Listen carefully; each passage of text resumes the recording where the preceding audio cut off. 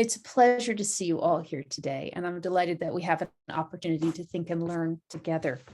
I've privately been calling this event Manekin Fest, as some of you know, a celebration of Chip and Rachel Manekin as they graduate from University of Maryland and make their way to a new daily life as full-time scholars, grandparents, and perhaps just a little bit retirees. It's fitting that Chip and Rachel, when given the chance to honor their careers and their retirement, would agree to share the stage, bringing people together to learn about new and significant scholarship in their respective fields.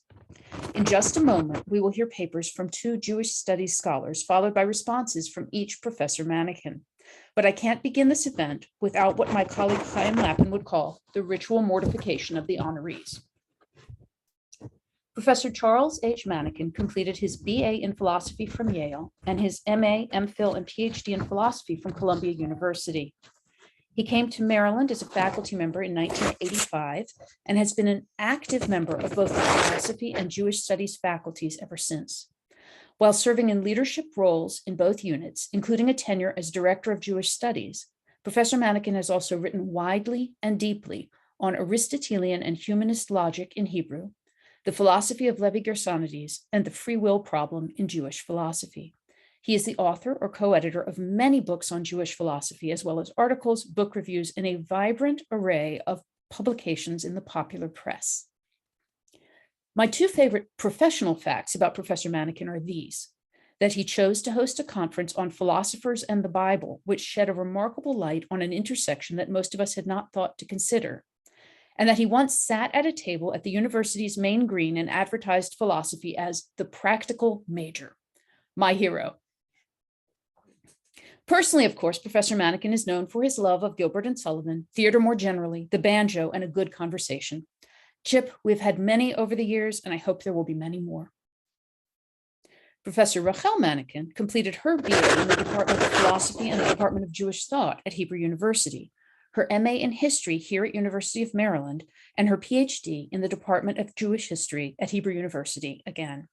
She joined the Jewish Studies faculty here at Maryland in 2008, rising rapidly through the faculty ranks to retire this year as a full professor.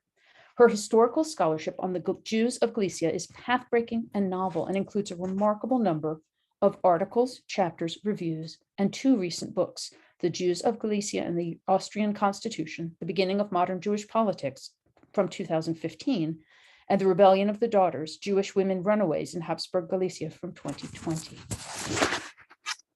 My two favorite professional facts about Professor Manekin are these: that she has an ability to make the archive sing by sorting through huge quantities of data and knowing which elements best tell the story of an era or a society and its most interesting participants, and that she is fearless in telling new stories even when they might ruffle feathers or challenge previous perceptions.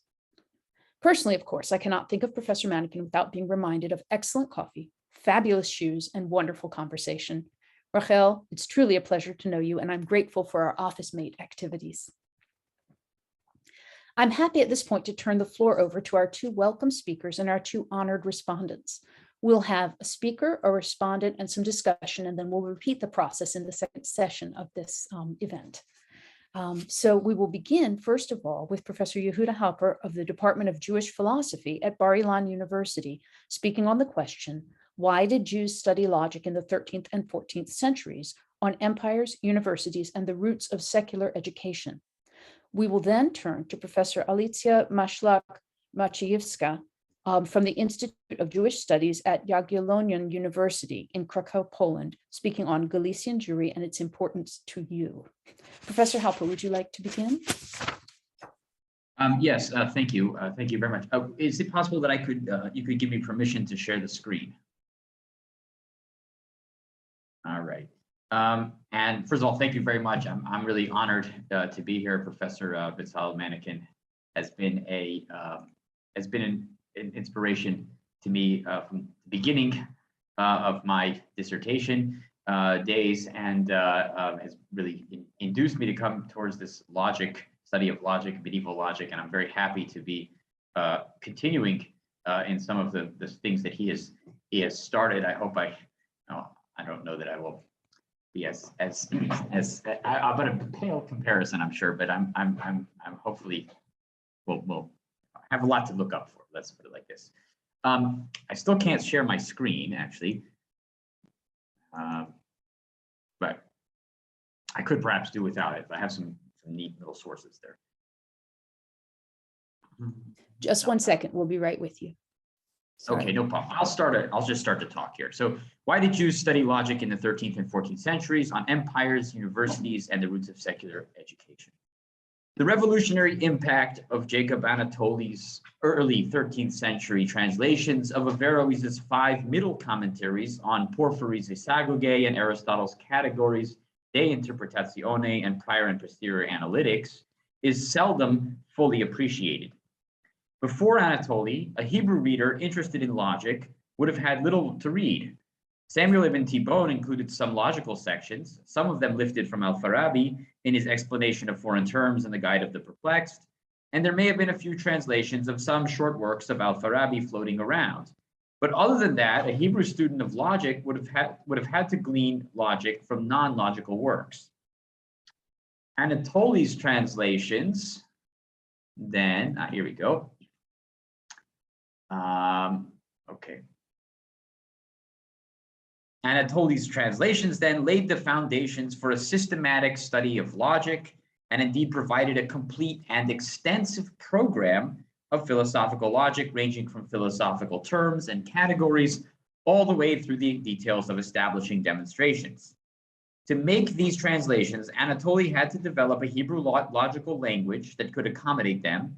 And while he based himself on the work of his father-in-law, Samuel ibn Tibbon, before him, he had to do much coining, revising, and standardization of terminology to present his complete program of philosophical study.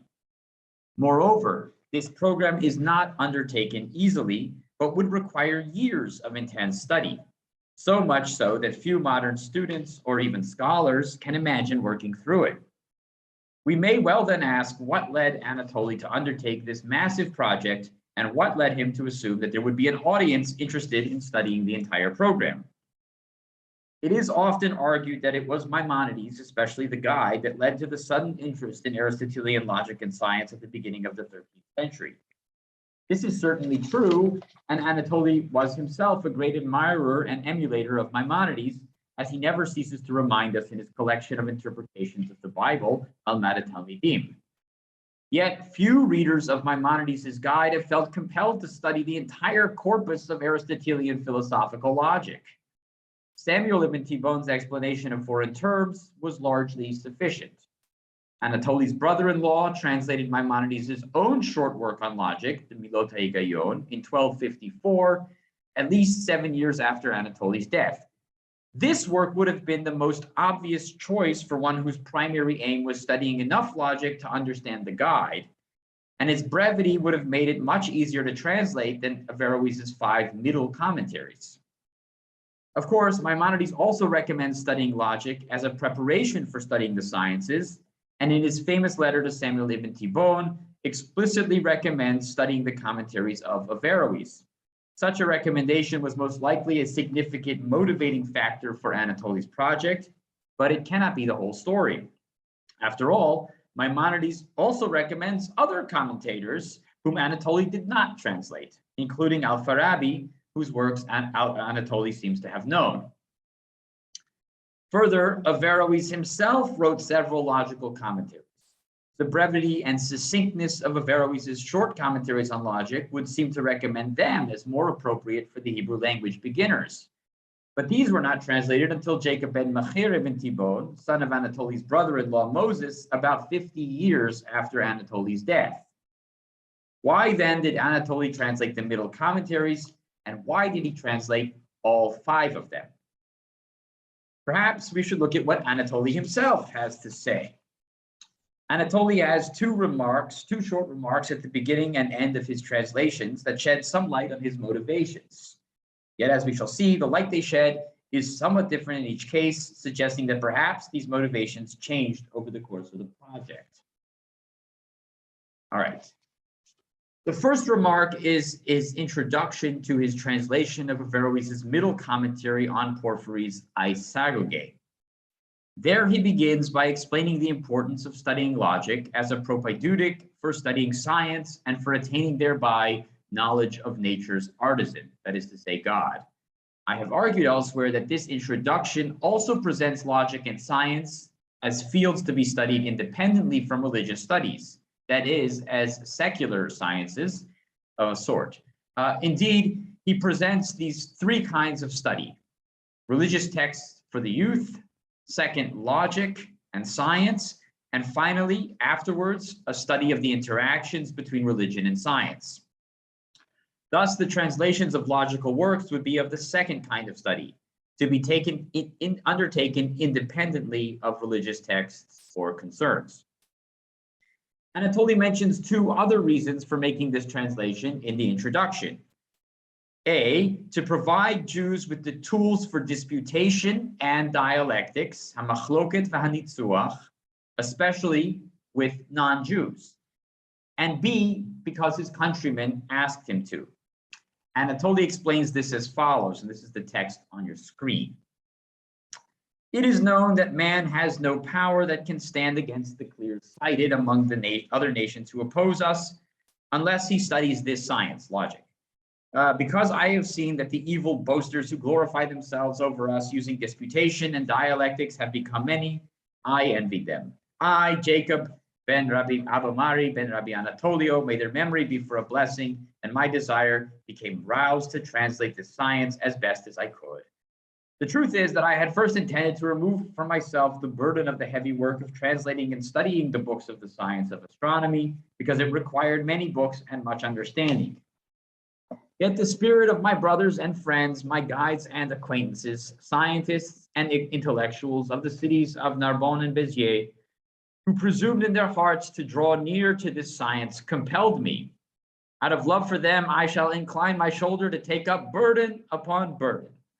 With the aid of him who giveth power to the faint, I shall sow the seed of the science of astronomy in the morning and the seed of the science of logic in the evening. May my hands be faithful. This text suggests that Anatoly was still living in Provence at the time he wrote this. Yet it also suggests that he had first been translating astronomy texts. Indeed, he translated into Hebrew some or all of Ptolemy's Almagest, Averroes' epitome to Ptolemy's Almagest, and Al-Farhani's Elements of Astronomy. These works were likely intended to supplement his father-in-law's translations of Aristotle's Meteorology and parts of Al-Bitrugi's Principles of Astronomy and Avicenna's Meteorology from Kitab al-Shifet. Aviezer Ravitsky has argued that Samuel's interest in astronomy was motivated by the astronomical questions raised by Maimonides in the Guide, and the same may well be true for Anatoly. In any case, Anatoly was apparently ready to give up translating, but was compelled by his Provençal countrymen to continue on to logic. I assume that he means that they were paying him to translate logical works, though this is not entirely clear. The context here suggests, moreover, that their primary interest lay in disputation techniques and dialectics. Anatoly's earlier description of the importance of logic as a propedeutic to science and to metaphysics is not explicitly connected to the desires of his countrymen. This is either because Anatoly assumes that their interest in logic for the sake of science is understood, or because it is Anatoly's own understanding of what they need to learn rather than what they themselves express interest in learning.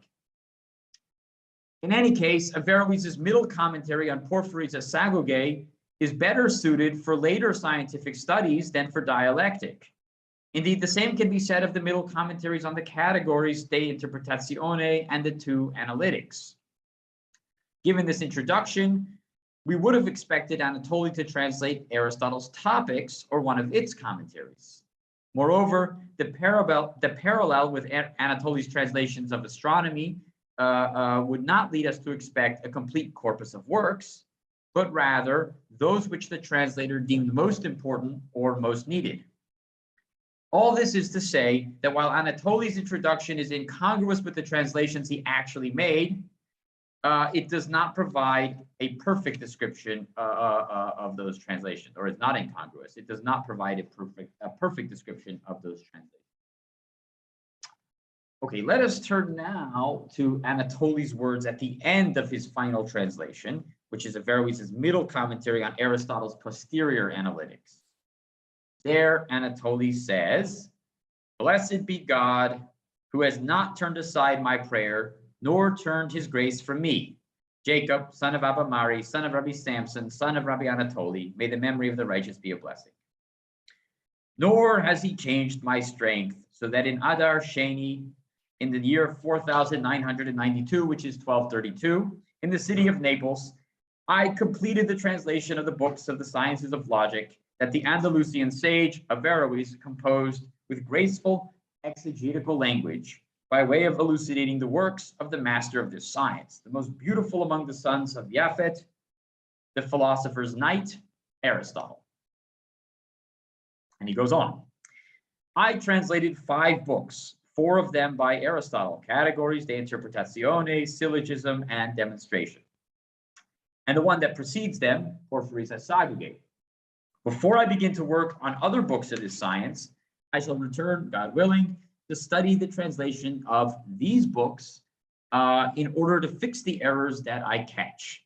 After I have completed this, I shall apply my hands to completing the work with the aid of him who helps all, and moreover, him who put it in the heart of our Lord, the Emperor Frederick, who loves science and those who seek it, to feed me and sustain me abundantly.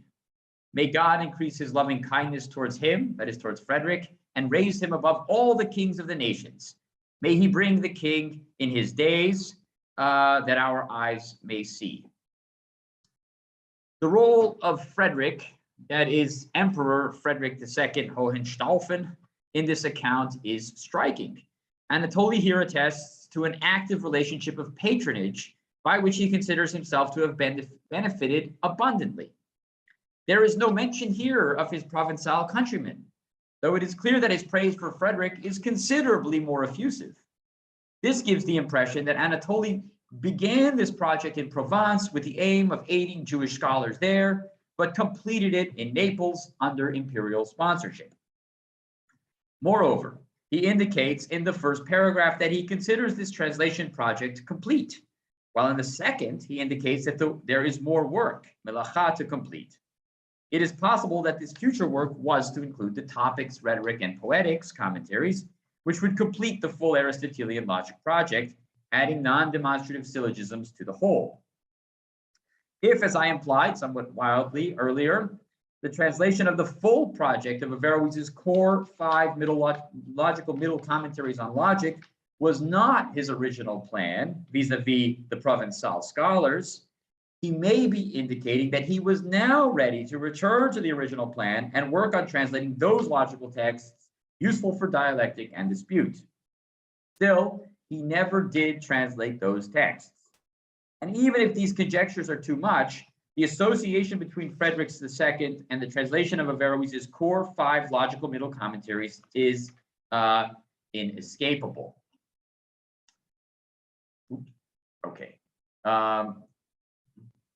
But what were Frederick's goals in sponsoring Anatoly? 2 possibilities have been suggested. 1, Frederick sponsored a large translation project that focused on Averroes' commentaries, was headed by Michael Scott, and involved several non-Christians, perhaps even Averroes' own sons. Perhaps Frederick wanted Anatoly to work with the Latin scholars on the assumption that his knowledge of Arabic was beneficial to the other translators. After all, the success of the Toledan translators, where Michael Scott got his start, that's incidentally not the same Michael Scott from the Office television show. So the Toledan translators that success was likely due in some part to Jewish-Christian intellectual cooperation. In this case, Anatoly's translation of the middle commentaries on logic was made by Anatoly on the side, unofficially, as it were, into Hebrew, that is the Hebrew translation. Option 2, Frederick patronized Anatoly as part of a general effort to promote intellectual culture in his empire. He did not ask Anatoly to produce any works, but to be present for consultations about various intellectual issues, especially those which concerned Maimonides. As in the first possibility, Anatoly's translation of Averroes's 5 middle commentaries on logic was done on the side, instigated by Anatoly himself, though not necessarily discouraged by Frederick. To these, I would add a third possibility. Okay, possibility 3. Frederick II actually wanted Anatoly to translate Averroes's 5 core middle commentaries on Aristotle's logical organon into Hebrew. So the difficulty with the first possibility, that is that Anatoly was commissioned to work on the translations into Latin, the difficulty is that we find no attestation that Anatoly contributed to the Latin translation project. Anatoly never refers to the Latin translations of the logical commentaries. This is the more striking in light of his statement in his introduction to his translation of Al-Farhani, where he says, I, Jacob ben Mabamari bar Samson bar Anatoly, translated it from the mouth of a Christian and corrected it based on the Arabic language. So that statement, Anatoly clearly alludes to some kind of cooperation with a Christian scholar involving a translation from Latin. If he were also working with Christian scholars and Latin texts to prepare his translations of the logical middle commentaries, why would he omit it from his introduction and afterward, especially if he is already acknowledging imperial sponsorship? We also find no mention of collaboration on the Latin translation project in Anatoly's Malmad Talmidim, which he probably worked on until his death around or before 1247. In fact, Anatoly mentions Frederick II several times in the Malmad, and even more frequently mentions Michael Scott.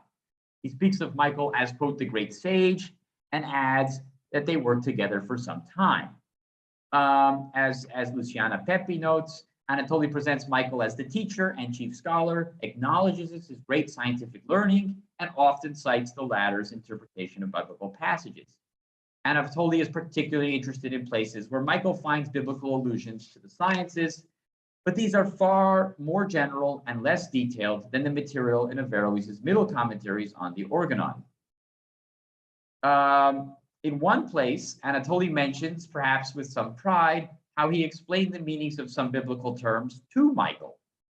Anatoly does not, however, mention discussing translations from Arabic with Michael. In fact, he mentions Michael in terms of such reverence and takes such pride in the fact that he, Anatoly, was able to teach Michael something that it is difficult to imagine that Michael relied on Anatoly for his expert knowledge of Arabic. Moreover, Anatoly does not mention anyone else who could have been involved in translating Averroes for Frederick II. So while we cannot rule out the possibility that Frederick II extended his patronage to Anatoly to work on the Averroes into Latin translation project, there is no evidence for it. Colette Syrah suggests that, in fact, Frederick II extended his patronage to Anatoly precisely to further the kinds of interactions with Michael Scott and Frederick II himself that are documented in part of the Malmad. This was part of a general effort to promote intellectualism in Naples, and this is possibility 2. In support of this view, we may adduce the numerous discussions Anatoly undertakes in the Malmad of views he attributed directly to Frederick II. That is, according to possibility 2, Frederick II patronized Anatoly in order to promote intellectual discussion at Naples, a discussion which bore fruit in the encounters between Anatoly and Frederick II, and especially in the production of the Malmad. In that case, the Malmad's discussion of Frederick II's own views, contextualization of them within the context of the Bible, and accompaniment of them with frequent references to Michael Scott and Maimonides would place the work as the crowning achievement and most prominent fruit of Frederick II's financial support. How strange, then, that we do not find words of thanks from Anatoly in the Malmad to Frederick II. If Frederick II's patronage was extended to Anatoly to support the kind of interactions we read about in the Malmad, why does the latter only thank the emperor at the end of his translation of Averroes's 5 middle commentaries on Aristotle's logical organon?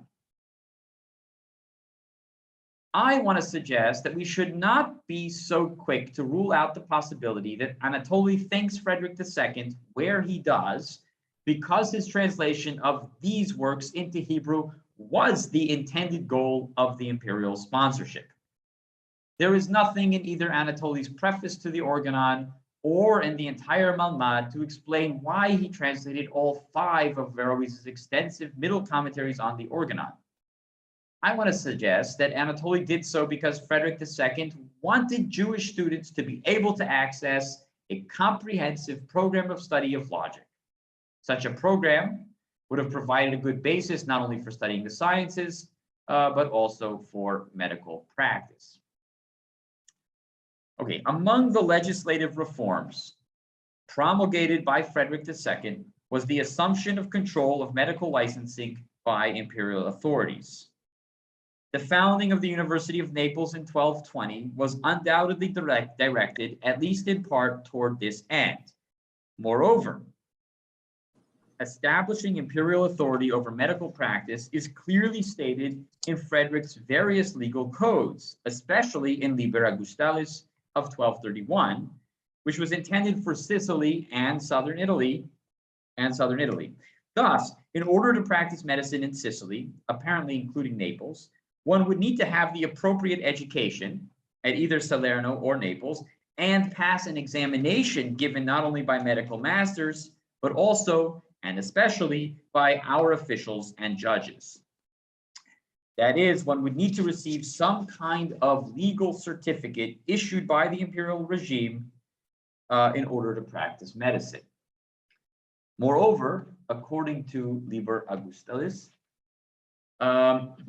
since it is not possible to learn the science of medicine without having previously learned logic, we establish that nobody can study the science of medicine if he has previously studied, if he has not previously studied the logical sciences for at least 3 years.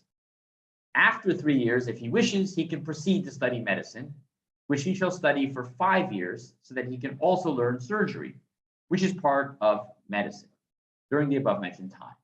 Afterwards, but not before, he may be granted a license to practice after an examination. That is, Frederick's reforms required medical students to have a background of 3 years of study of logic. This is followed by 5 years of study of medicine, which is to include observing medical professionals and various forms of apprenticeship. Now, historians of medicine have shown us that a number of Jews became licensed to practice under or shortly after, at least, the regime of Frederick, probably after an examination. We know of Jews practicing medicine before this time as well, including the Ibn Tibbon family, as is attested in Judah ibn Tibbon's ethical will. So it is not difficult to imagine Jewish medical professionals adapting their work to teach other Jews 5 years of medicine, either as physicians or surgeons. Yet the requirement to study logic for 3 years would have seemed formidable indeed to aspiring Jewish medical men who could not be admitted to a Christian university. If we return to Anatoly's afterward, to his translations, with these facts in mind, I think we can conjecture that Anatoly's translations of Averroes' middle commentaries on Aristotle's core 5 works of the Organon were made to fill precisely this lacuna. Moreover, Frederick II himself sponsored Anatoly to undertake this massive project, or to adapt the project already begun in Provence, in order to lay the basis for aspiring Jewish medical men to study a full program of logic. That Frederick was more or less simultaneously sponsoring the translations of these same middle commentaries for use in Latin-speaking universities, including the University of Naples, lends support to the notion that these would indeed fulfill his requirements for the study of logic. We might also add that 3 years seems to be about the right amount of time to study these commentaries thoroughly. This is, of course, highly conjectural, but I want to propose that Anatoly's translations were made for the sake of establishing a logical curriculum in Hebrew, which could allow Jewish students to qualify to become licensed surgeons and physicians in southern Italy. If I am right, then we should look for similar goals in other Hebrew works connected with Frederick II's various courts. For example, in Judah ben Solomon HaKohen's Midrash HaChochmah, which was made in Lombardy, or even the scientific translations of Moshe ben Tibon. Another great Hebrew translator, Kalonymus ben Kalonymus of Arles, enjoyed the royal patronage of Robert of Anjou. And I wonder whether he too may have had in mind concerns of the medical curriculum. If I am right, then, Hebrew books of Aristotelian logic and science owe their existence not only to Maimonides and the Maimonideans, but also to the laws of Frederick II. Thank you very much. Thank you so much for that fascinating talk. I'm going to turn the floor over to Professor C. Manekin for a short response, at which point we'll open up a conversation among the panelists for a few minutes. And then at the end, we'll make room for questions from the floor, unless the two of you would like to open things up after your first conversation. Professor Manekin? Well, thank you very much. I first would like to thank Professor Yehuda Halper for participating in this event today, and especially for his thought-provoking paper on the 13th century philosopher, exegete, translator, Jacob Anatoli. Anatoli's 1232 translations of the first 5 books of the corpus of Aristotle's logical writings known as the Organon became the primary text for the advanced study of logic among the Jewish intellectuals of Southern Europe and the Byzantine Ottoman empires for the next several centuries. Those 5 books include the Introduction to Logic of the 3rd century Neoplatonist Porphyry of Tyre, and the first 4 books of Aristotle's Logic, which deal with his doctrines of the categories of being, the theory of propositions and their logical relations, how such propositions in combination yield valid deductions, or what he calls syllogisms, and the conditions of scientific demonstration for these deductions. Anatoli did not translate these works from the original Greek or even from their Arabic translations, but from the commentaries of the Andalusian philosopher Averroes, which added his own explanations to the original texts of Porphyry and Aristotle. Or as we might say, these commentaries were Porphyry and Aristotle vertauscht and verbessert. To this day, most of Aristotle's logic is available in Hebrew only in the medieval translations of Averroes. Why did Jews study Aristotelian logic? We have heard from Yehuda of Anatoli's reasons for the study of logic. Some Jewish scholars thought logic necessary for their intellectual and polemical encounters with Christian savants. Many were expected, and as Yehuda pointed out, even required to know logic in their professional training as physicians. For Anatoli and other Maimonideans, logic was indispensable for understanding the deepest secrets of scripture and Agadah. But most of all, logic was considered the starting point, the essential tool to understand all areas of inquiry. The study of logic does not appear to have been considered religiously controversial during this period, and in various communities and schools, Talmudists also studied logic. The impact of Aristotelian logic on Talmud study during this period is a lively area of scholarly research. Yehuda's suggestion that the decision to translate the first 5 books of the Organon may have been influenced by imperial educational policy is an intriguing one and could help explain why, to our knowledge, Anatoli never fulfilled his intention to work on all 9 of the books of the Organon. If indeed that was what he meant when he writes, quote, "I shall apply my hand to completing the work," end quote.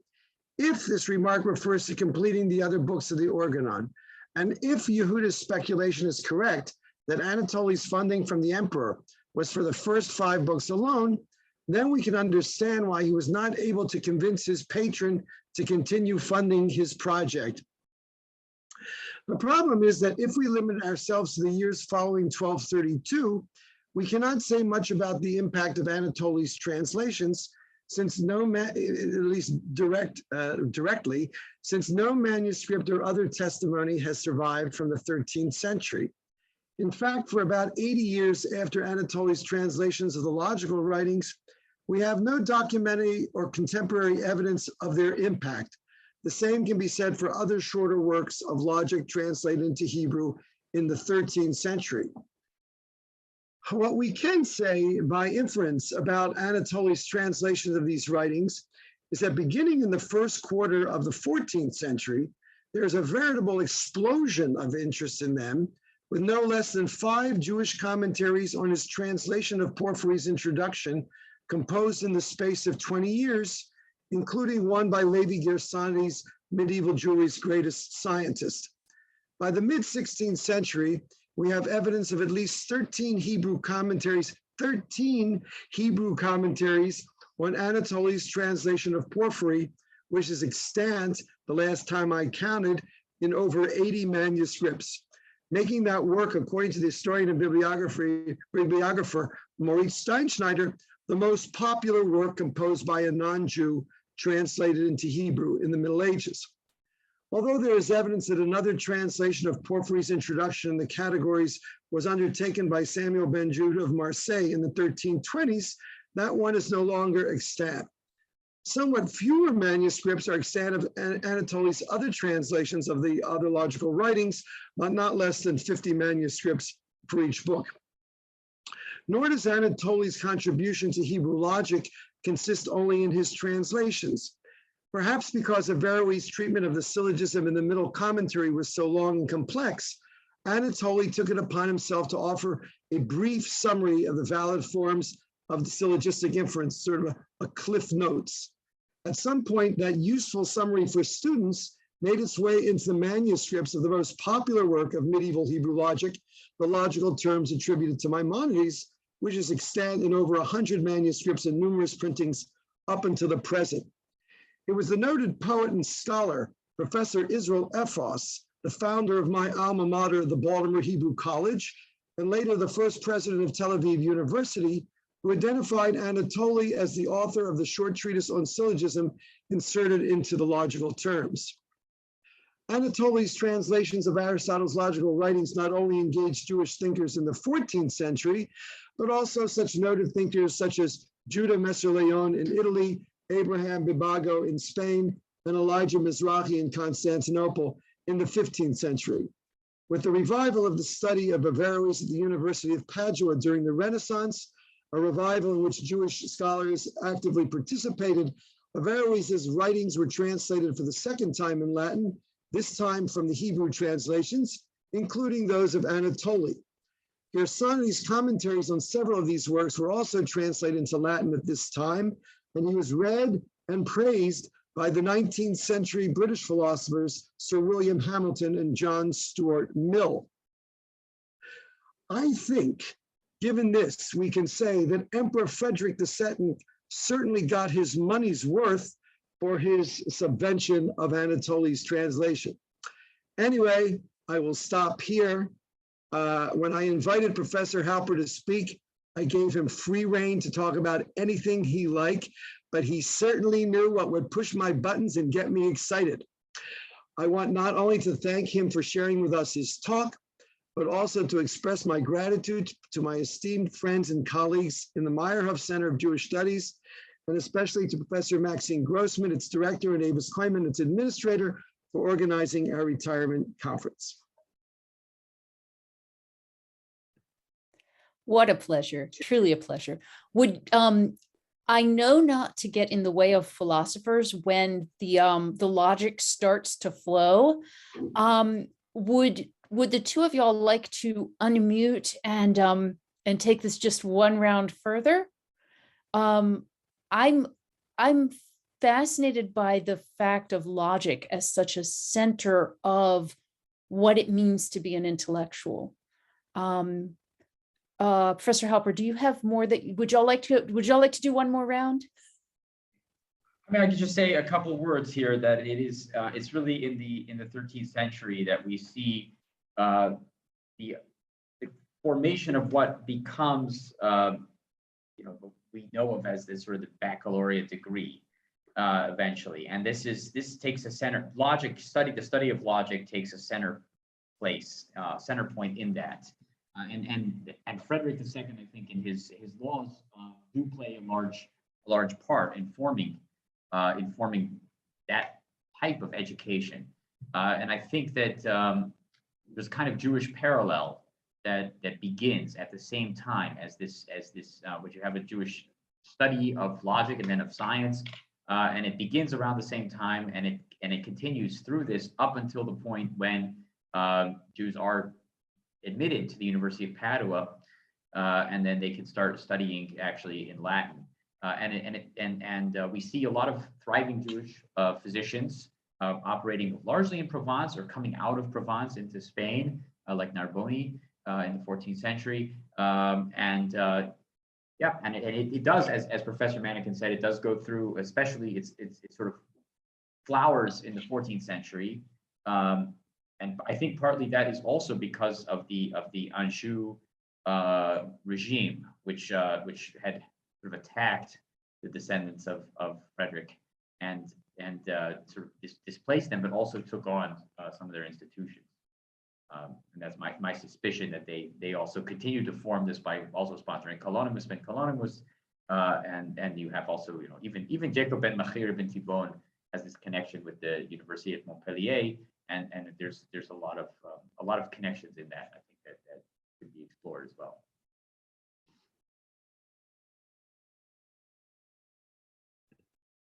Chip, further thoughts? Well, Don't be shy. no, thank you very much. But it's like putting caffeine in front of a coffee in front of a caffeine addict. I just, I don't want to continue talking about Hebrew logic in the Middle Ages or any time, because we have a whole program left. But I would be very happy if I have wedded I'll say maybe just one thing about this, the medical requirement. I always ask myself, why do so many people study calculus? I mean, yes, they all tell you how important it is intellectually and everything. I managed to avoid studying calculus through high school when I found out that I didn't have to. And then I was told by my philosophy advisor when I got to college, you really ought to study calculus. And then I regretted not doing it in high school because I then did it in college. Logic, for reasons I won't go into, was indeed a prerequisite for physicians in the Middle Ages. And even though there were all sorts of laws regulating and forbidding in various times and places Jewish physicians and Jews treating Christians, etc., we all know, thanks to the work of Joseph Schatzmill and several other very important people, that there was a high degree of professionalization of Jewish philosophers, Jewish physicians. So although perhaps the period of the 13th and 14th century Provence was never really replicated in terms of the impact that logic had in the general intellectual fare of Jewish communities, nonetheless, it became extremely important professionally, or was extremely important professionally. So when people say, how does one account for so many manuscripts? And I think Professor Colette Sirat once just threw out this ballpark that when it comes to philosophy, there's I think she has a 10% rule. Just multiply by 10 the number of extant manuscripts, and you more or less, you have a better picture, because people didn't save as much these sorts of manuscripts.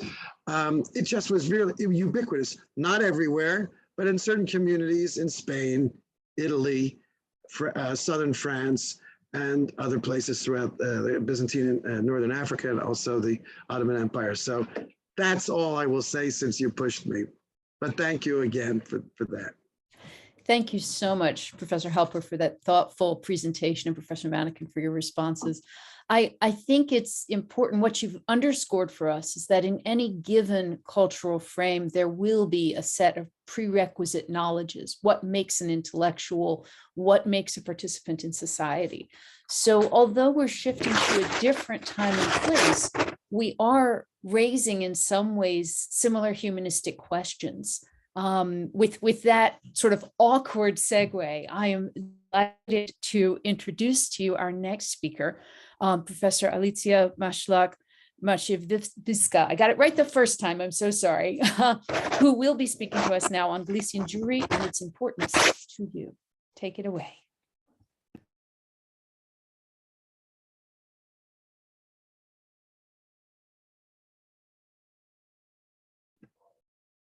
I think you're still muted. Yes, There we yes. go. Do you see my presentation? You may want to full screen it, but otherwise you're ready to go. Yeah, I was trying to do it. Yeah, probably now should be fine. Perfect. Thank you. It's a great honor and a great privilege to speak today on this virtual celebration for Professors Rachel and Charles Manekins. In my today's presentation, I will try to show you why Galician Jewry, a subject to which Professor Rachel Manekin devoted many years of her research, might be important and relevant to everybody who is sitting today in our Zoom meeting.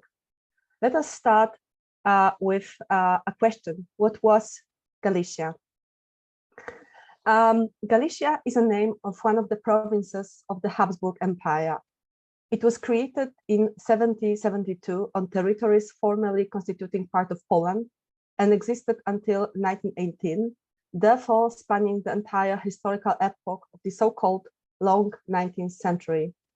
The creation of Galicia was a result of the partitions of Poland, an event which occurred in 3 stages in the years 1772-1795, when 3 empires, Russia, Prussia, and Austria, divided among themselves the territory of the First Polish Republic. As a result, Poland lost its independence, which it regained only 123 years later after the First World War. From the Viennese Habsburg imperial perspective, Galicia was a peripheral province situated on the geographic margin of the empire. It had mainly agricultural character and was economically underdeveloped. Also, the school network was much thinner than in the rest of empire, resulting in particularly low literacy rate in this region. The economic backwardness and the poverty of Galicia, so-called nędza galicyjska, became proverbial. On the other hand, Galicia had a central importance from the Polish perspective. One of these cities, Kraków, for centuries was a spiritual capital city of Poland, perceived as a cradle of Polishness, where on Wawel Hill, the Polish kings were buried. In the 19th century, Galicia, especially in the last quarter of the century, the development of Polish identity became possible. The Polish language became the official tongue. Polish patriotism was manifested, and censorship was milder than in other territories under partitions. In the times when Poland lacked its own state, all those developments had a great importance for Poles. For centuries, the territories that later constituted Galicia had great importance for Jewish history as well. Especially in the 16th until mid-17th centuries, when Jewish culture and scholarship thrived there, to the extent that this period became known as one of the golden eras of Jewish history. Active here were, among others, the famous halakhic authority and author of Hamapa, Moses Isserles, known as Rema, whose synagogue still exists in Krakow. You can see it in the picture. Or the famous Kabbalist and Rabbi Natan Metaspira, author of Megalea Mukot. These traditions were still remembered in the discussed period.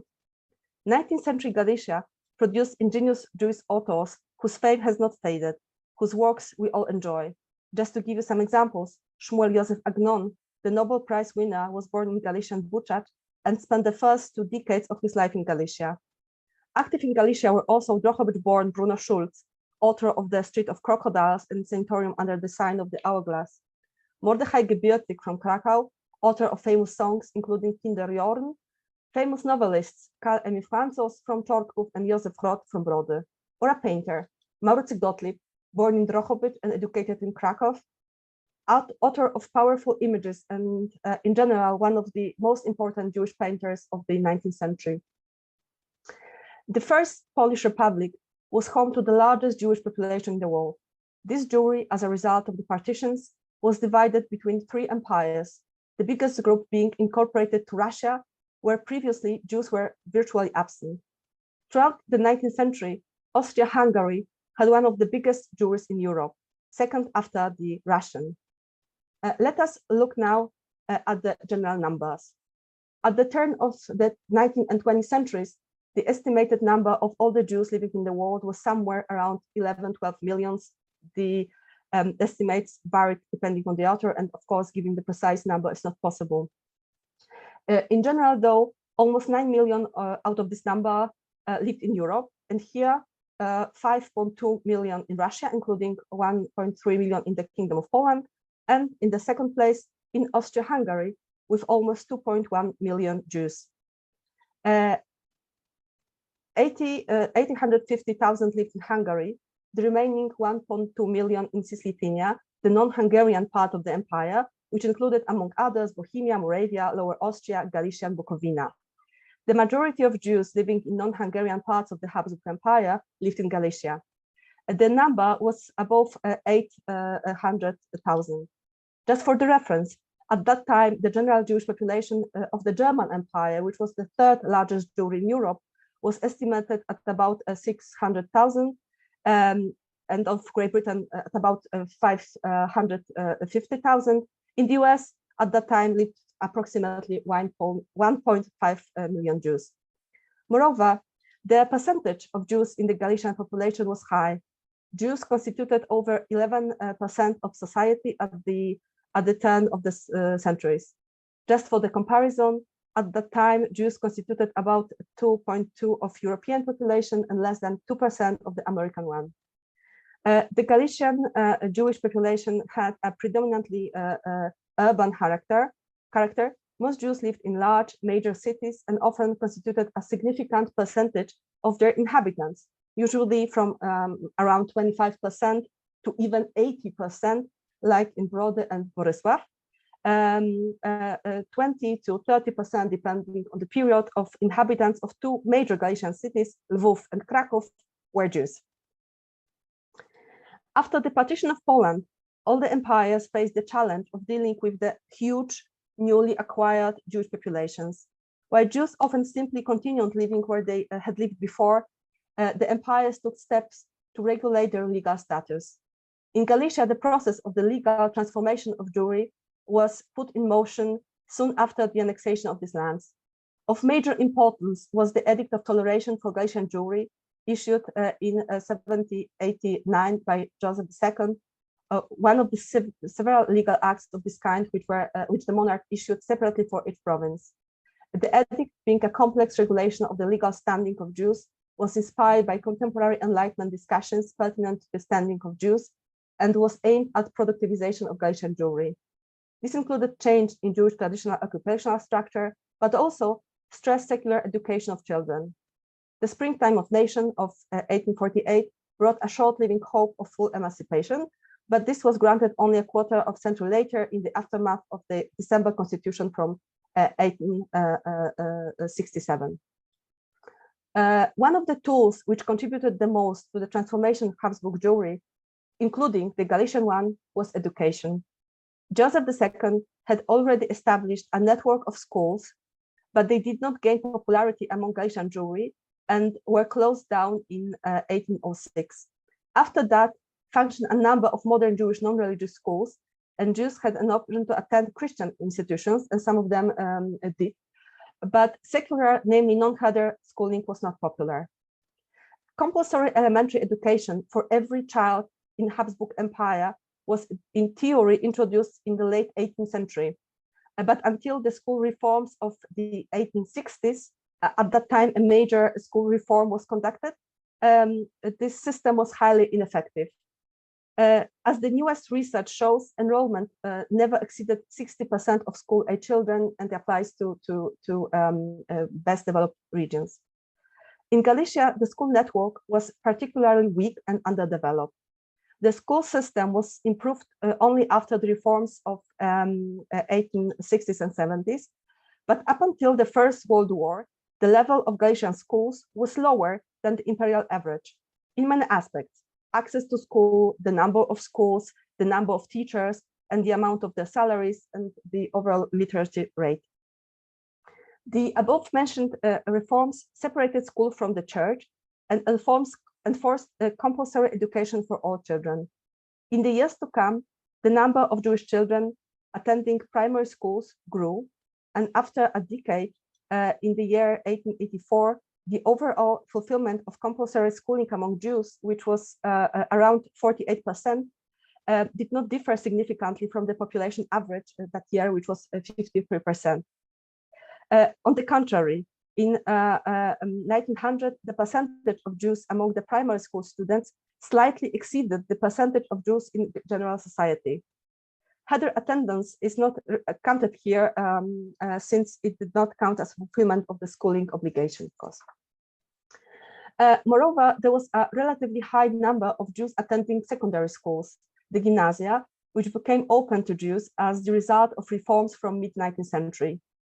The percentage of Jews among the students at these schools grew over time from about 6% in 1851 to over 23% in 1912. It's worth mentioning that it was double that much as the percentage of Jews in general population.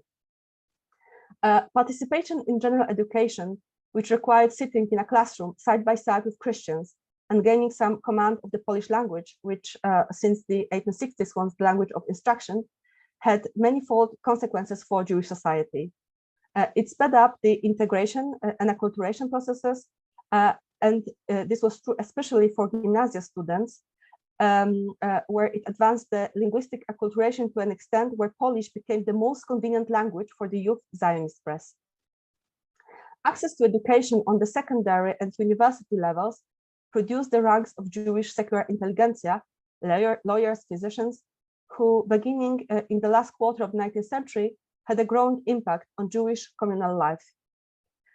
School attendance contributed also, as the new book by Rachel Manekin shows, to a growing disparity of intellectual setup between the sexes. Girls, which is true especially for the most traditional and Hasidic groups, were sent to elementary schools far more often than boys, who received a traditional religious education instead. Growing intellectual ambitions of girls wanting to pursue their education at higher level, ambitions which were not supported by their families, contributed to their alienation.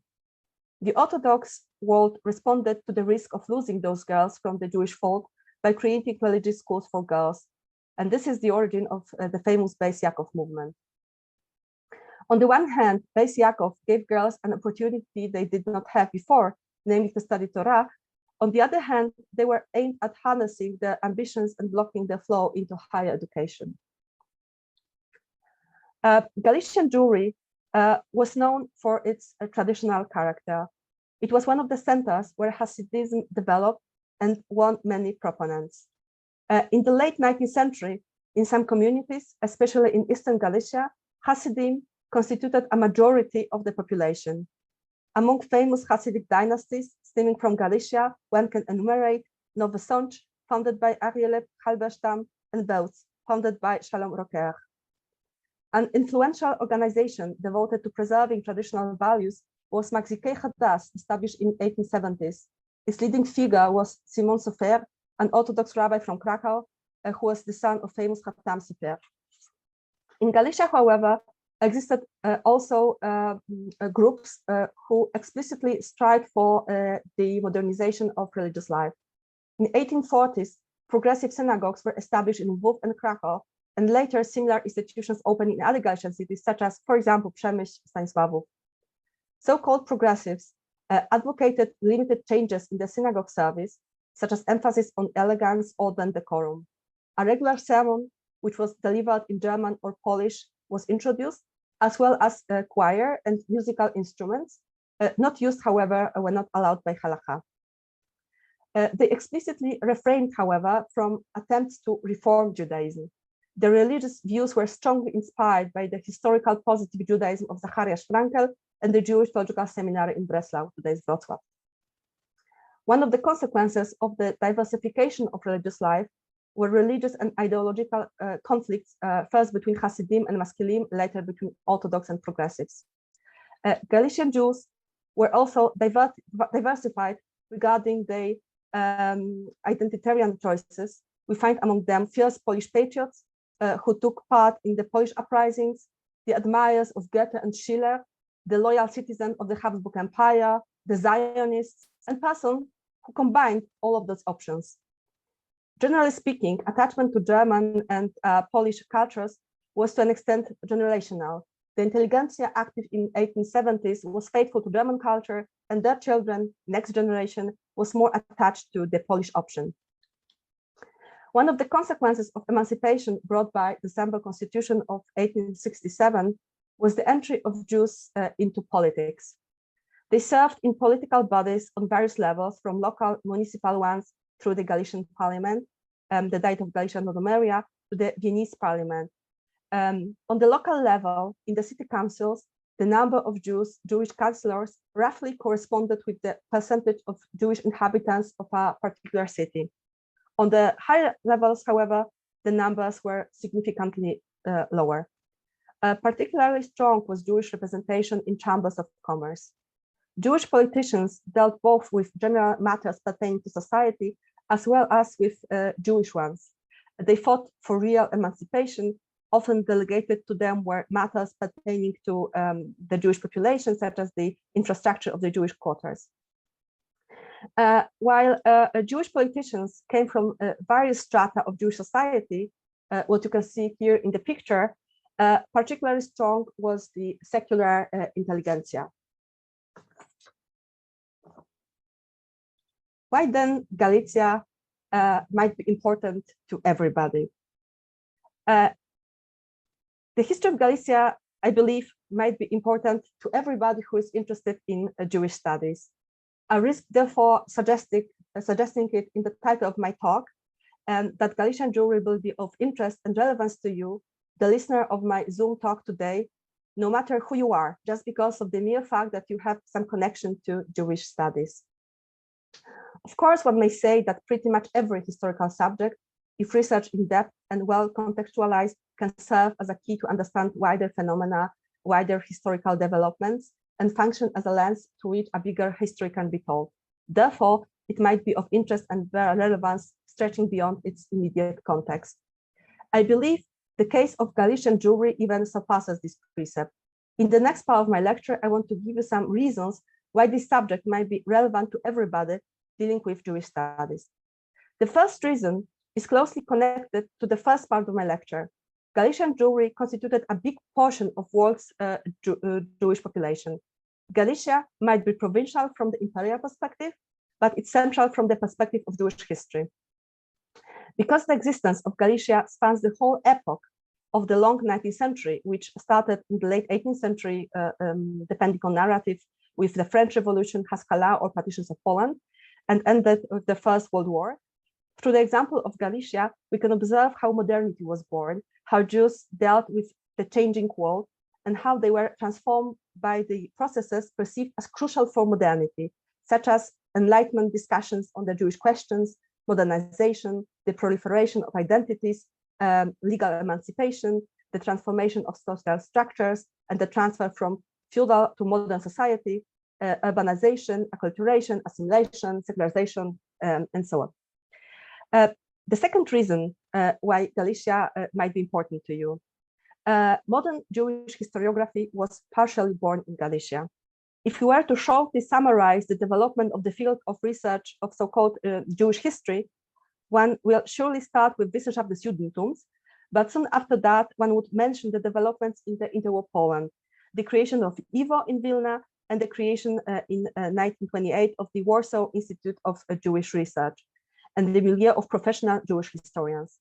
This circle of modern Jewish studies scholars was active in Warsaw, which became the capital city of the newly reborn Poland, but it recruited from the Jews born and raised in Galicia, intellectually formed by Galician schools, universities, and by a certain intellectual atmosphere prevailing there.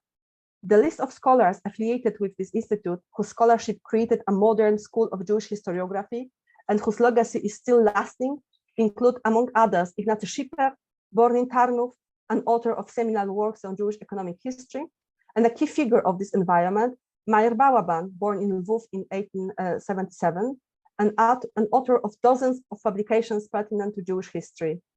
Bałaban was also a teacher of more than 100 young historians whose careers were unfortunately broken by the Shoah.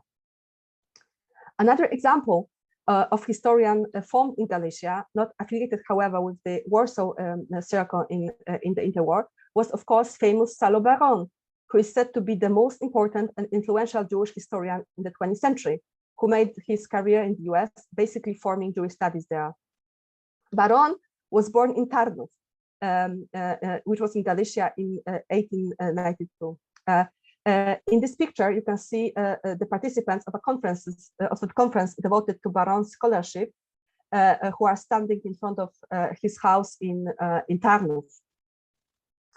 And here, another picture from this conference showing Professor Rachel Manekin and Masha Rottendick presenting their papers on Salon Baron. The research of the above mentioned scholars, Balaban, Baron, Shippen, and others, is often still authoritative, and it's until today in circulation. Although in recent decades, the methodologies, approaches, and scope of available sources have changed, today's scholars writing about Jewish history are, in a sense, intellectual heirs of Galician historians. The third reason why Galicia can be important to you is connected with the contemporary Jewry. Galician history provides necessary context and historical background to developments important to the contemporary Jewish world. The most prominent example might be the Beis Yaakov movement, which originated in Galicia. The Galician context may also be important to understand the historical background of contemporary Hasidism. Belt and Bobov dynasties, which count today to world's largest Hasidic communities, have Galician origins. I would like to conclude my today's lecture by saying a few words about the scholarship of Professor Rachel Manekin. Those of you who are affiliated with the Jewish Studies Department of the University of Maryland, College Park, were honored with a privilege to, for many years, work with and learn from a person whose scholarship has fundamental importance for research on Galician Jewry. All the subjects I mentioned today are informed or inspired by Professor Manekin's scholarship. To get a preliminary glimpse into her role to this field, it would be enough to search for the subject Jews in Galicia in other places, for example, WorldCat Library Catalog or Ramba Index of Articles in Jewish Studies. Professor Manekin is indicated there as the author with the largest record of publications in the field. Of course, what matters are not the mere numbers, but the academic quality of the publications, which in this case is the highest. If we read Professor Manekin publications together and adopt a sort of bird-eye view, we will see that she does not simply write about selected subjects pertinent to Galician Jewry, but does much more than that. She identifies crucial themes and creates an intellectual framework, shaping the way one can think about the history of Galician Jewry. A consequence of her thorough knowledge and expertise in the field is her ability to pinpoint, to identify currents which truly shape the trajectories in which Galician Jewish history developed. Today, it would be hard to encounter any contemporary publication on Galician Jewry that would not quote Rachel Manekin or whose author would not thank her for her expertise or generously sharing her sources with them.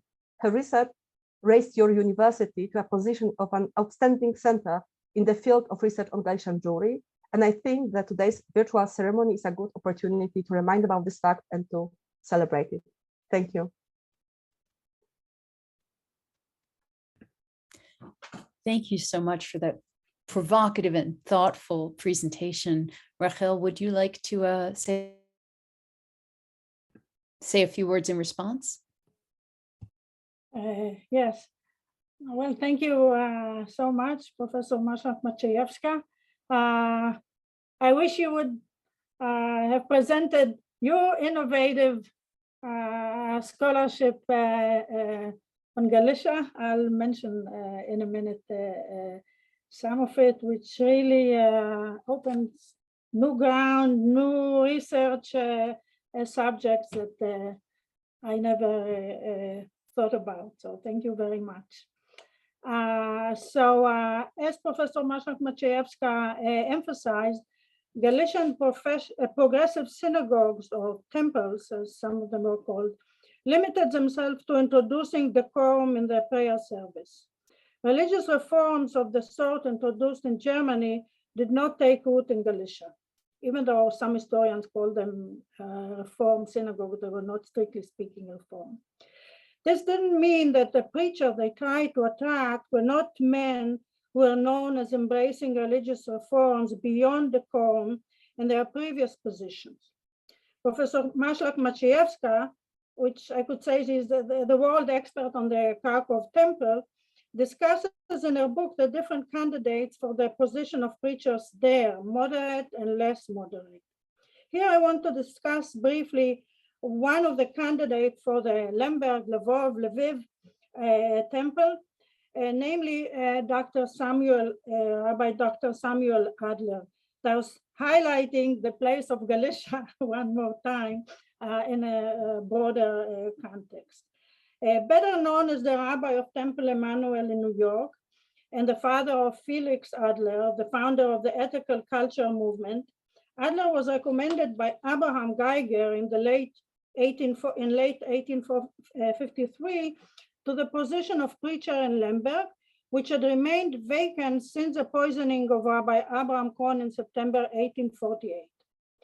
Adler, who served at the time as a district rabbi of Alicja in Hessen, Germany, was a son of a rabbinic family connected to the London Adlers, Frankfurt Adlers, and so on, who was a young man studying in various yeshivas and was known as a Talmudic expert, but later became known also as a religious reformer.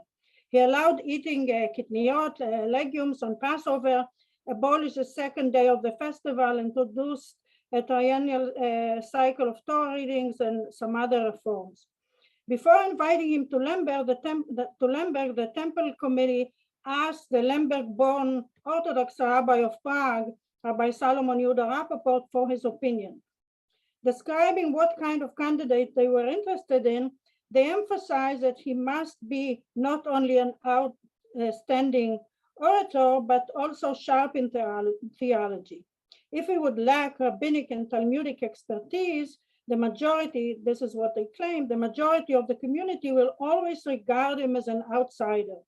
In order to gain the respect of his circle and at least not to be disregarded by the others, he needs to be, the candidate needs to be an expert in rabbinic knowledge in addition to having a modern education. And I quote another sentence for their letter to Rappaport, a man of true progress who is out being orthodox, but nevertheless with a true adherence to all the laws of our holy faith. Clearly, the temple was looking for someone with more Talmudic expertise than Abraham Cohen, but who still was not an Orthodox. Adler accepted the invitation and delivered several guest sermons during the Passover of 1854, and in June he signed a contract with the Lemberg Jewish Community Board. However, according to the Austrian regulations, the contract needed the approval of the district authorities. As it turned out, this was a complicated procedure. Adler was a foreigner who needed Austrian citizenship in order to be approved. The Austrian authorities asked the German authorities about Adler's political conduct during the 1848 revolution. This was 6 years later, but they were still worried about it. And according to the file of his case held in the Lviv State Archive, and I hope that that's a huge archive, I hope it stays intact. The latter replied in November, the German authorities replied in November 1854, the dates will be important, that for some time during the revolution, he inserted a change in the prayer for the welfare of the government, blessing the leaders of the people, of the folk, instead of the Duke of Hessen and his family. In order to ensure that his political views were not too radical, the Austrian administration in Galicia, the Statthalterei, suggested in December 1854 to grant Adler a provisional appointment for 1 year, during which time the police will monitor his behavior. A permanent position could be granted to him after that year. The Lemberg Jewish Community Council petitioned the Statthalterei against this decision, and the whole matter was transferred to the Austrian Religion and Interior Ministries at the end of January 1855. The final decision was given by the Ministry of Religion about a half a year later, in July 1855. It accepted the petition of the Jewish community. There were many reasons. 10 days later, the Statthalterei expressed its readiness to approve the contract with Adler unconditionally. The archival file stops here and doesn't include further correspondence with Adler. In his autobiography, Adler writes that after he insisted that he wouldn't agreed to come on a provisional basis. The Jewish Community Council sent a delegation to Vienna. There is no such a thing in the documents to negotiate the matter, and it was crowned with success. But then his 76-year-old mother got, this is according to his autobiography, got sick, and he had to move her to his home. When in the fall of 1854, he received the letter of approval. So he said this letter came in 1854. He received, when in the fall of 1854, he received the letter of approval from the Lemberg Jewish community. He decided that moving his sick mother to Lemberg was a bad idea. And so, when I quote, with a bleeding heart and weeping, I wrote the letter of refusal to Lemberg. It was the most difficult, the most distressing document I ever inscribed, unquote. At this point, I was puzzled. It was not in the fall of 1854 that Adler was finally offered the definitive position, but in the summer of 1855. A letter in the personal papers of Felix Adler, which are deposited at Columbia University, further complicates the puzzle. Adler wrote this letter to a certain Leo Bauer. I was unable to find out who it was, in New York in June 1855, 1 month before the positive letter arrived from Lemberg. After describing his satisfying life in Alicja, Adler writes, and I quote, "Only one thing is missing, a salary that meets the need. Lemberg has come to a standstill and may not be finished until the Russian war, that's a Crimean war, until the Russian war is over. In the end, perhaps my fate lies also over the ocean. A loyal friend already precedes me. You no doubt already know that Einhorn was accepted as a rabbi in Baltimore. He was also elected in Philadelphia, but preferred the former position. As he writes, he's trying to move this summer. Clearly, finding a position in America was on Adler's mind at this point, perhaps because of getting tired of waiting well over a year for a final answer from Lemberg. Adler doesn't mention in his letter to Bauer his sick mother as an obstacle to a possible move over the ocean. Was Adler seeking to get out of his contract with the Lemberg community and move to America after his friend David Einhorn had accepted a position there? I'm still trying to find an answer to this question. As a matter of fact, tomorrow I'm going to have an appointment at the archive in Temple Emmanuel. In any event, after they learned of Adler's refusal, the Lemberg Temple hired in late 1856 as preacher Shimon Schwabacher, a native of Germany, who was not known at all as a religious reformer. So they really went the other way. He stayed for 4 years, and unfortunately for the liberal community in Lemberg, he took a position in Odessa. And once again, the Lemberg Temple had to look for a new spiritual leader. Anyway, I would like to take this opportunity again to thank Professor Maślak-Maciejewska for speaking at this mini conference to put Galicia on the map, giving it such a central significance. I'm definitely happy with that. And to Professor Grossman for conceiving of the idea and organizing it, and to Avis for putting this all together. Thank you. Thank you so much, Rachel. I'd like to give you all the option to go back and forth one more round if you'd like, and then I do think we will have time to take some questions from the floor. Again, I'd like to invite you both to unmute if you'd like and share your conversation with each other. Yes, so I think that you showed two very important subjects in your response. The first is how different preachers adjusted to atmosphere, the requirements of Galician synagogues. In Krakow, we have as well examples of preachers who were reformers before they came to Krakow, but then they couldn't be any longer. On the other hand, we have examples of preachers like Moritz Duszak, who was a student of Hatam Sofer. And then when he came to Krakow, he became more progressive.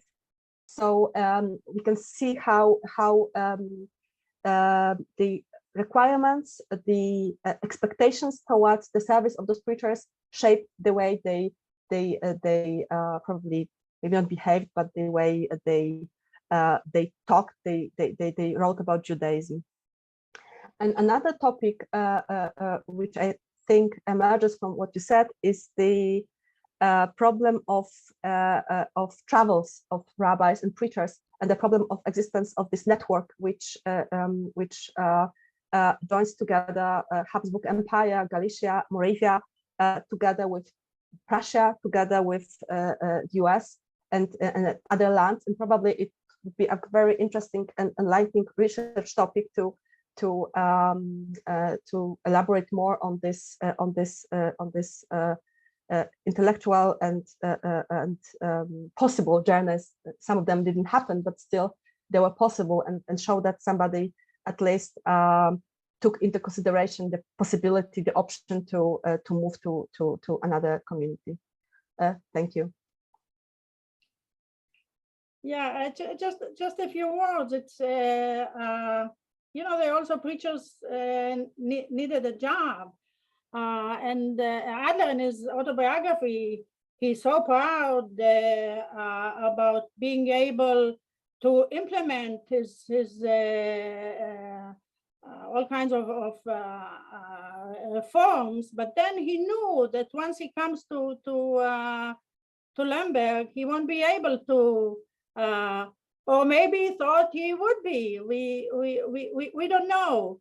What I found interesting, and I'd like to ask you, Alicja, whether you see that in Kraków, the emphasis in Lemberg on Talmudic expertise.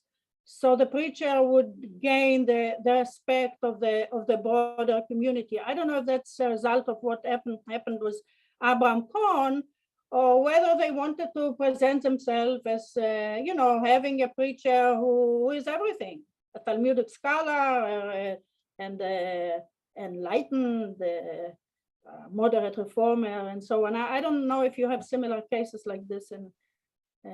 Yeah, also in Krakow, the best option was a preacher who would have both Talmudic knowledge, a very deep one, and on the other hand, would be a doctor, would have a PhD title from the university.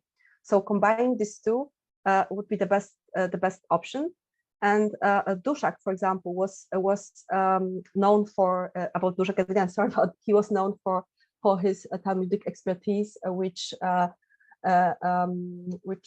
made him a local expert in this regard. And we know about the Orthodox wanting to consult with him, although he was a progressive preacher. And also, to what you said before, one should also remember about the position of Lviv, Lemberg, which was one of the biggest Jewish communities in the Habsburg Empire. It was prestigious, although it was in Galicia. It was I think it was perceived as a prestigious position. And when we analyze the job competitions from later periods, for example, the one from 1889, where a huge number of candidates applied, we'll see that they were probably one of the motivation was the importance of and the size of the Jewish community in Lemberg. Thank you.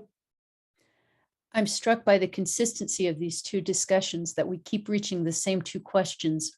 What counts as scholarly and intellectual status, and who's paying the bills?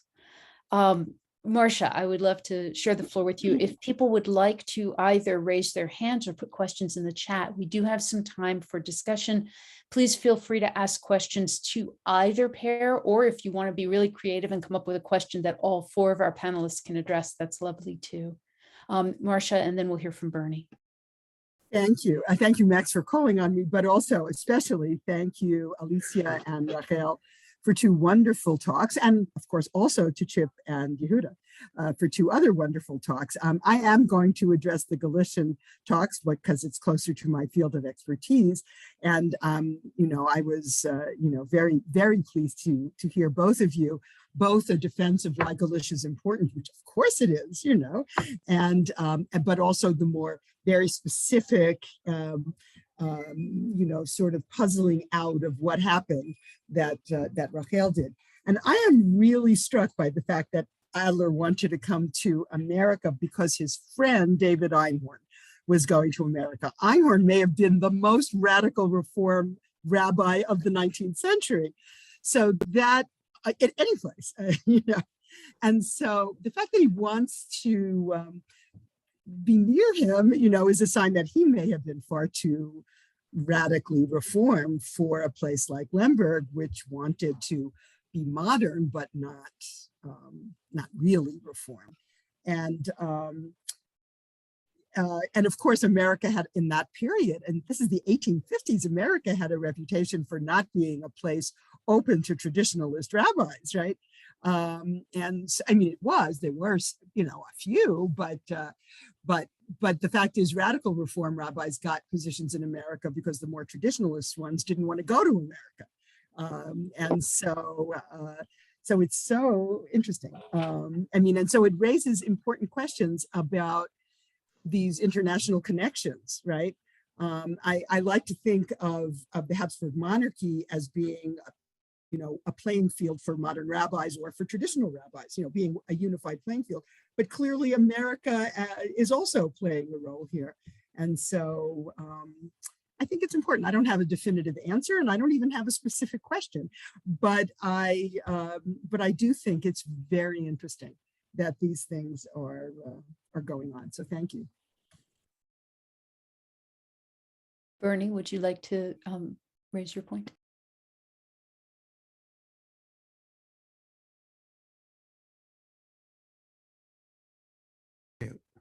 Okay. I have a number of points that these wonderful talks raised, and I'll just begin. I won't touch on all of them, but I do want to begin by saying what a pleasure it has been to work with Chip and Rachel over the years in many contexts and many ways, and I will miss your presence here at the university. I was struck, and I think Max already alluded to this. We're looking at a common theme, and that's a common theme of two divided worlds, or ostensibly divided worlds of knowledge. The Jewish world of knowledge based in Hebrew, based in rabbinic materials and so forth, and the westernized, university-based, Latin-based, or German-based, and later Polish-based kind of knowledge. And there's also, of course, a difference in the content of this knowledge. But I would like to ask two specific questions that I hope you can respond to. First of all, in terms of the talks about the 13th century, it strikes me, Chip mentioned the work of Joseph Schatzmiller. In fact, what we've begun to see about the role of Jewish doctors is that it was far less formal and far less regularly licensed than would be suggested by the model that Yehuda presented about a licensing process and an examination process and so forth and so on. We know that a lot of doctors, including Jewish women doctors, functioned halfway between barber surgeons and regular doctors, and that the licensing even of university-trained Jewish doctors was often marginal. They were often relegated, even in the days before comnimis absurdum and so forth and so on, to marginal positions. And the difference between a university-trained doctor and a non-university trained doctor has a lot more to do with the professionalization of guilds in the 16th century than it does with university claims in the 13th century. So I wonder if the entire idea that, and to say that Frederick wanted to promote Jewish licensed physicians by translating into Hebrew, that strikes me as really something that would require being proved rather than simply asserted. Let me move that same question over to the wonderful talks by Alicia and Rachel. Alicia, you mentioned Baron in passing, but I would like to extend that where you saw Galicia as important was in the schools of Jewish knowledge that were, from the point of view of the development of Jewish knowledge, in Warsaw and the Bauermann and Schiffer and so forth and so on. But in fact, that process of creating new kinds of Jewish studies based on traditional Jewish learning that was now being systematized in the Semitics department of universities didn't start in Warsaw, it started in Vienna, where all of these people go to study in the Semitics department and then pick up also in the history department. And I think, and this goes back to the 1850s, not just to the 19 teens and 20s.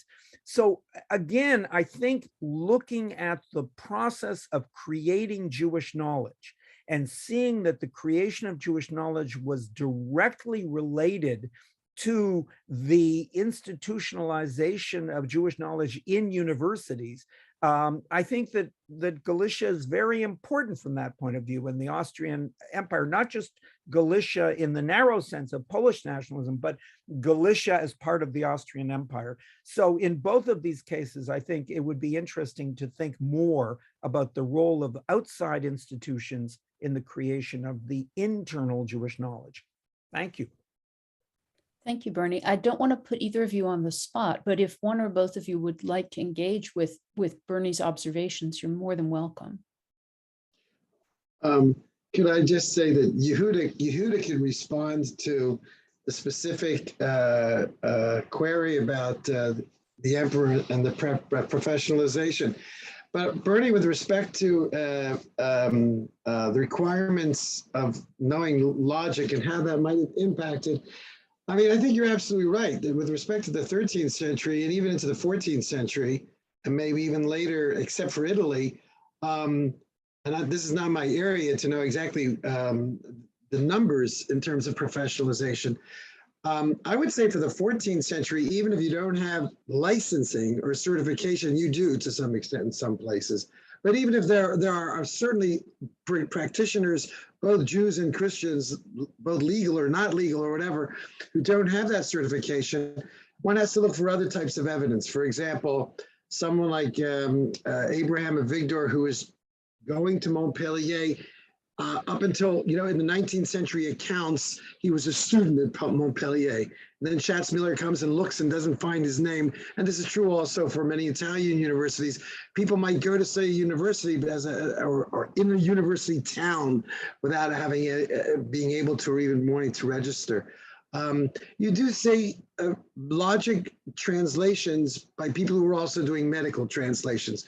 So that's one type of evidence. But I think your point is very well taken, that the question is going to be, if we know that someone is not within, so to speak, a professional track, would they study logic or not, or would they just, do their medical practice? I have no idea how to answer that question in terms of evidence. I can only say that it would, the fact that there are many logical manuscripts which are connected in the same same collection with medical manuscripts. And also we have occasions of translators doing the same, which will make that connection, and there are other connections as well. But I mean, as for Frederick, that's Yehuda's, and if Yehuda wants to respond, that's up to him. Yehuda. Yeah, no, thank you. So first of all, thank you. That's an excellent point that you make. Let me rephrase a bit, though I have it, I think, better phrased in a different version of the talk. But I do think that we're talking about a generally informal kind of connection. Even if my conjecture, which is, I would also like to prove it better, of course. So if anyone has more evidence, please do let me know. But I don't have. It's just a sort of it's a conjecture based on the circumstances and when things happen, when people are doing things, and what they're all doing at the same time. But I do think, I mean, I don't think that we're talking about numbers of Jews who are certified officially, because they're not studying in the university, they're not going to Salerno, and they're not getting any of those things. But they do have, as Professor Manekin just mentioned, they do have a tendency, they're hanging around similar areas, and they seem to be studying similar things. And then they seem to be practicing similar notions. And I do think often that there seems to be more structure there that is different, as I understand it, from say what women practitioners, medical practitioners might have.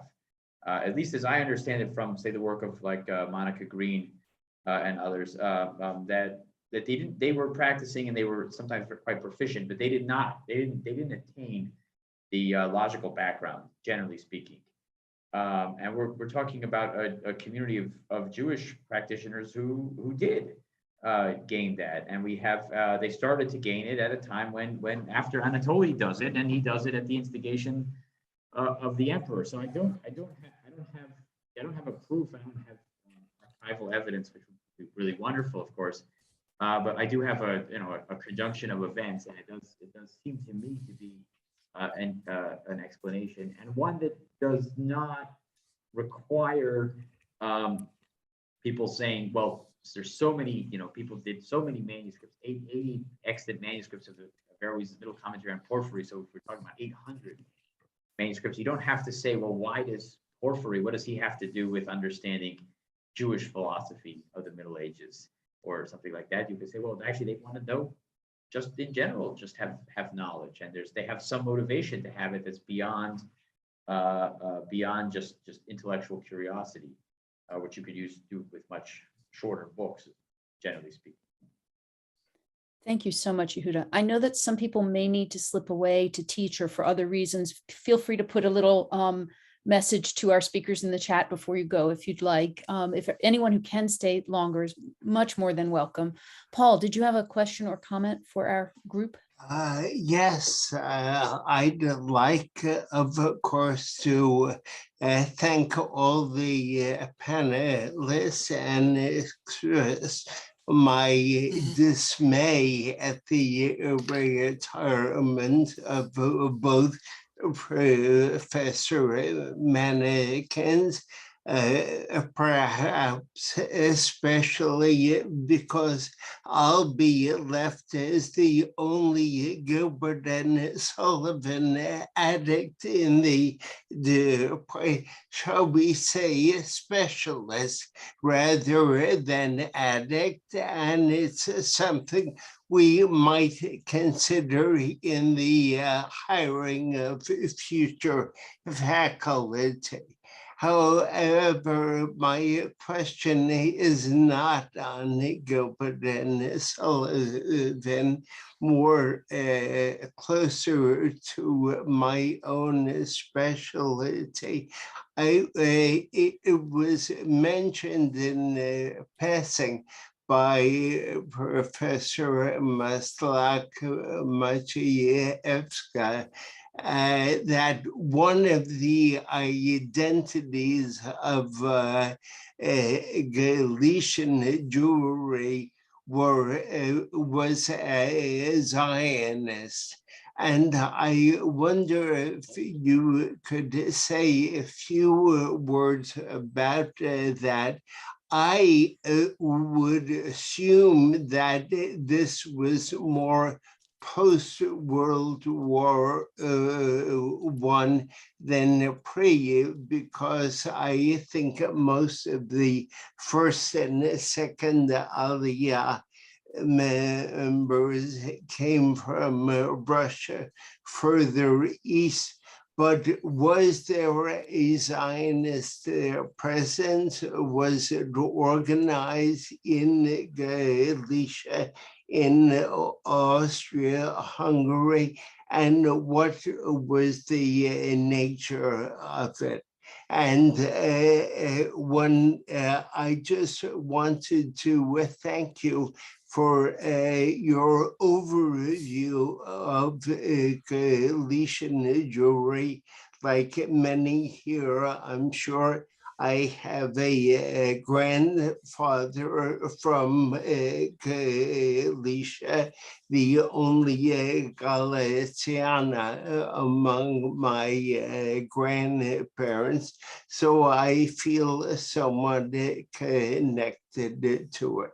So thanks again to all.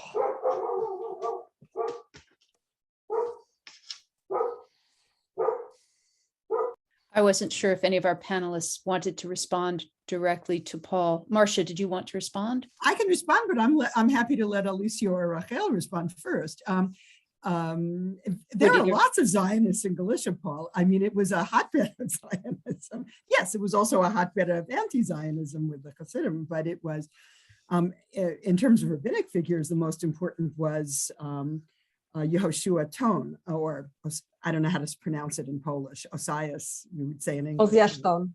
Yeah, who was the rabbi in Krakow, I believe, right? Or was he in Lemberg? Now I forget. But in Krakow since 1897. Yeah, exactly. I mean, so he was a major figure and a major Zionist.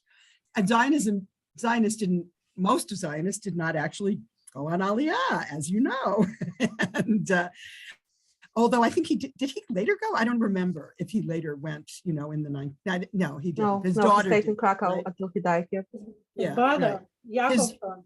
Yaakov Ton. Oh, Yaakov Tons was his brother? I didn't even know that. Oh my, that's, it's great to be with the real experts on Galicia. But there were lots of Zionists. And in fact, most Austrian Zionists were Galician. And Rabbi Binyamin, who was a Galicianer, and he didn't go, Yeah, and in fact, most of the people around Herzl in Vienna, they were, not born in Vienna. They were Galicians. People like Isidor Shalit, and there's a dog somewhere, probably in Paul's house, But there were many Galician Zionists. It was very popular, and in fact, he's no longer on our talk. But one of the people who came to hear this was Joshua Shaines, who is an expert on Zionism and Jewish nationalism in Vienna, having written a book on it. And he talks about, following Ezra Mendelsohn, he talks about how Zionism provided a way for Jews coming out of the traditionalist world who wanted to be modern, but who wanted to be, decidedly Jewish, to be both modern and Jewish. So Zionism was extraordinarily popular to modernizing Jews. and Lillian, the artist of the the artist Lillian, right. Adolf, Right. Alicia, maybe, We could go on and on. But I'd like to invite Gershom Greenberg to step into the conversation as well. Welcome. Yeah, first a comment for Rachel, and then a question for really Bernie Cooperman. Yes, Rachel, I went over the archives that I copied from Temple Emmanuel when Chip told me you were working on it, and Adler. And I just want to say this about it. He talks about the fact that he wanted to release himself from the prison of Talmudism back home. And then when he came to Temple Emmanuel, he was a little hesitant in the beginning to let loose with his reform mindset. But then as soon as he felt he could, he just exploded with this kind of ultra reform stuff about ontological ethics and the history of Judaism as being really part of the ethical development. And this was a really very, very extreme for reform, even at that time. And the other thing is that he differed with the others, Einhorn and Samuel Hirsch, because they wanted to retain their Talmudic background and they integrated into their reform, whereas Adler seemed to go the other way. Now, as far as Bernie is concerned, Bernie, I still remember our discussions about the Malmud. So we had. Now, I want to ask you this, and also to Yehuda and to Chip, in terms of the motivation for his doing the translations of Averroes, and I understand he completed the translations about a decade before the Malmud. But is there anything in the Malmad explaining, retrospectively about his motivation for doing the translation? Do they provide a kind of key to his mindset? I mean, going from, translating logic to these sermons? End of question. Yeah, so I mean, if I may, thank you. Yeah, that's a good question, and something I sort of alluded to a bit there. But yeah, it's really striking in the Malmad because he obviously has already done a tremendous amount of logic beforehand, and in the Malmad he does not have very much logic in there. He does have some, and he occasionally refers to a little bit, but it's very, very minor, and mostly he's doing something totally different, and he's writing for an audience that he does not expect to have read this other text, and that also suggests to me he's got something very different in mind for these two works. If I could just add to that one particular point, I'm in agreement with Yehuda, who, by the way, knows the Malmad a lot more.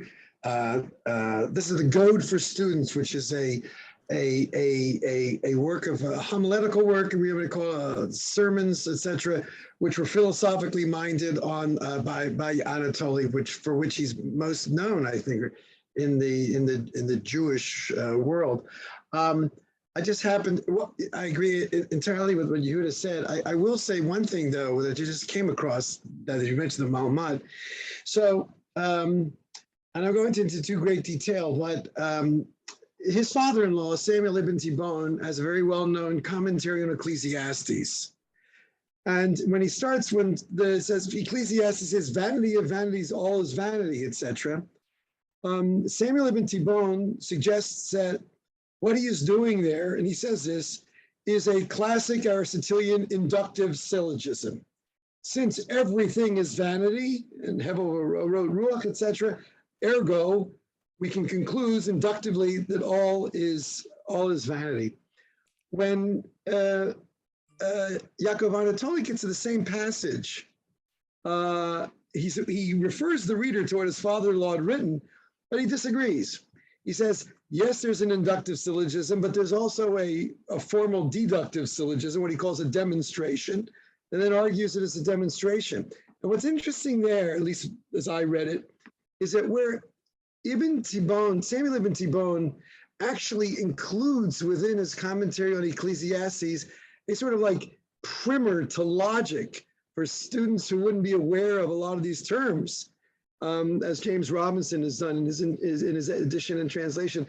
By the time of Anatoly, he doesn't have to do that. Now, that doesn't mean to say he assumes his reader will have read his middle commentary, probably not. But I think he could assume that there was a certain higher level of familiarity with Aristotelian logic than was in his work of the father-in-law. Okay, that's all I wanted to say on that. Bernie, There comes a moment in an in-person conference or conference session where people start to pile on a little bit. Everyone has comments, everyone has thoughts. And it's one of the things that's sadly missing from a Zoom talk.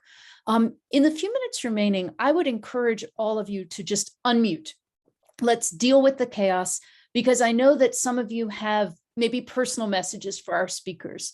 I would really like to thank our two esteemed scholars who have come and spoken so beautifully. I'd like to tell Rachel and Chip how truly sad I am, because y'all were my hallmates and my buddies, and you also have been the moral authorities who've kept me going, and you may be hearing from me a lot.